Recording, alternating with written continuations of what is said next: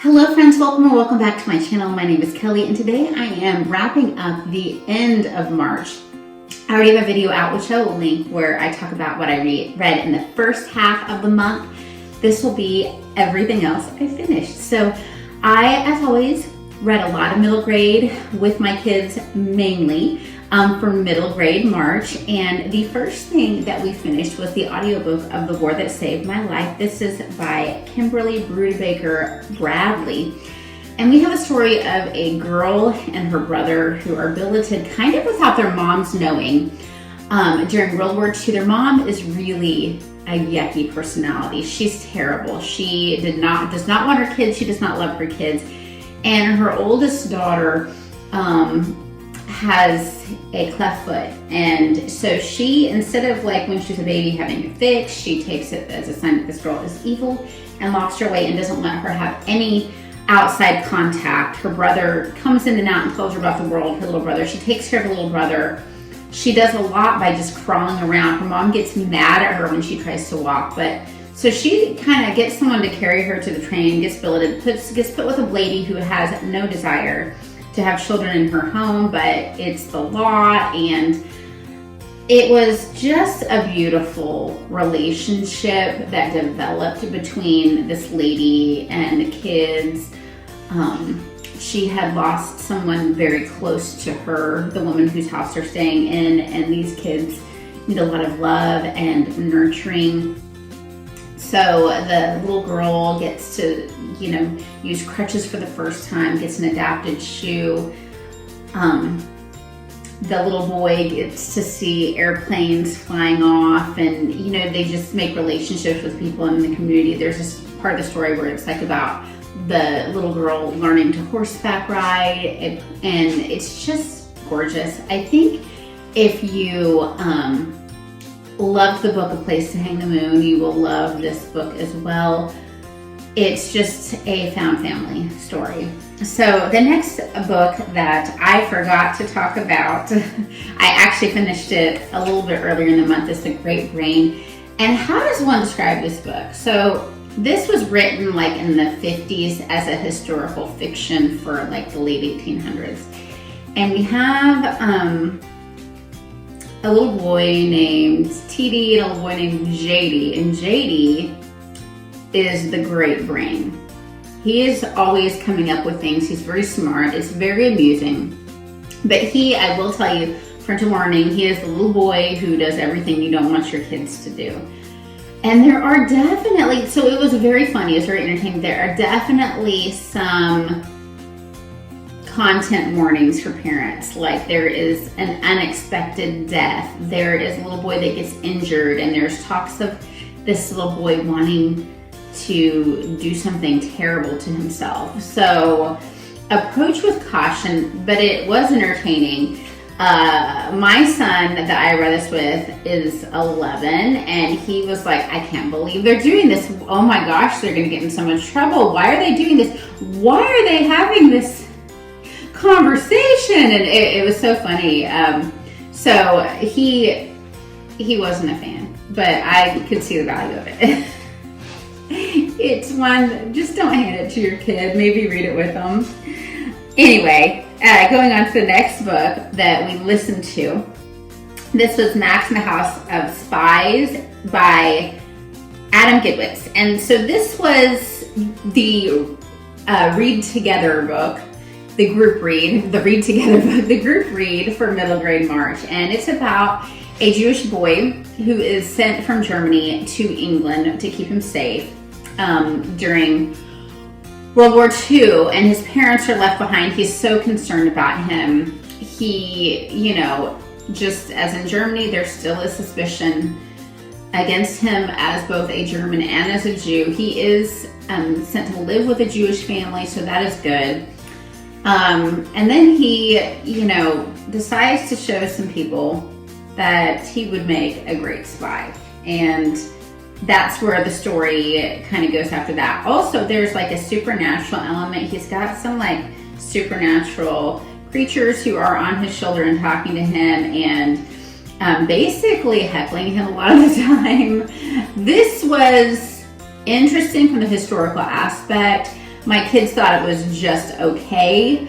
But it definitely was interesting from the historical aspect. It didn't quite live up to the other 2 World War II books we had read this month. We had, I talk about it in my earlier wrap-up of March, that we read Sophia's War, which was about the Grand Mosque of Paris helping Jews during World War II, and then The War That Saved My Life was excellent. We were doing so much World War II because we were studying about it in school. My children have asked me for a break. I had more on the list, so I will have to get to the 3 or 4 other books that I was planning on us reading about World War II another time. All right, then the last kids book that I'm going to talk about that was middle grade is The Night Garden by John Auxier. And this was, my daughter had asked, let's read something that's kind of creepy together. And so this is definitely not a book for young kids. It is a little creepy, a little scary. So a brother and a sister who have been, were on their way from Ireland. We know that they got separated from their parents. We don't know exactly what has happened. The brother actually uses a cane, and it sounds like he actually might have cleft foot, but they just don't call it that too. I thought that was interesting. They end up in this family's house that's really a strange house. There's a lot of weird stuff going on. There's a tree growing into the house. There's a room with a locked door. And that is kind of the premise. And there's something weird and evil about the tree. So it does deal with lots of good versus evil and some supernatural elements. So I will warn you about that. But it was definitely an entertaining read. We enjoyed it. All right. So for my book club, Around the World Book Club in person that I go to, we read On the Night of 1,000 Stars by Andrea Yaryura Clark. And this is a dual timeline in the 70s and 1998. And it deals in the 70s with the dirty war where, they took people and they got rid of them that disagreed with the government and people that were protesting. And there were a lot of babies that were given away and never found their parents. And then just terrible things were happening. It was kind of at the end of, at the beginning of the book in the 70s, Perón was brought back from his captivity and he's kind of coming to power, but that actually is not going well at all. And you don't know who's worse, the Communist Party or the democracy. So, and then in the more current times, which was like 1998, we have a young woman who has found out that her father did some valiant things during this time. He's never ever spoken to her mother about it. And so they go on a family trip to Argentina and she starts digging into the past. And it was really a good book. It was really well done. Content warnings, there are some affairs that are going on here. Some unfaithfulness is part of the storyline, which I did not like at all. I hate that type of thing. And so it would have gotten a 5-star for me if it had not been for that. I docked a star in my brain. I don't usually give stars, but they always ask in book club, and so I have to come up with some sort of thing. So, and then I read by Liane Moriarty, I Just Needed a Palate Cleanser, after I had read, which you can hear more about in my earlier in the month wrap up, In This House of Reed by Rumored Godden. I read that with Dee and it was so good. But anyway, I read Here One Moment. And this is about a flight where this lady stands up and she's came in, quiet, unassuming woman, and she just starts going down the aisle and saying, I predict that I expect that you will die this day of this, cause of the death, and what year, what age they are when they die, not even when in the year. And so she goes down the aisle and she does, she even is doing it for babies. And so people think, oh, she's just a crazy lady, but then people start dying. It's an interesting story. The thing I liked about it was the interconnectedness between people.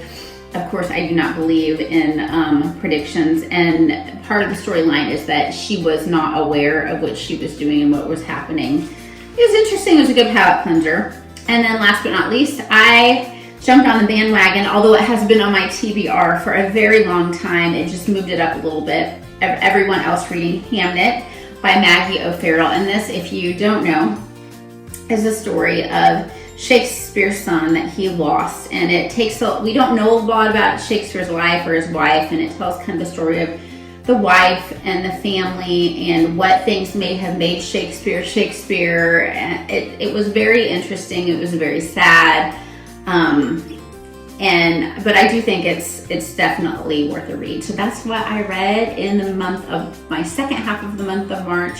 What did you read? What are your plans to read next? And what is your favorite flower or plant that blooms in springtime? Read a lot. Bye-bye.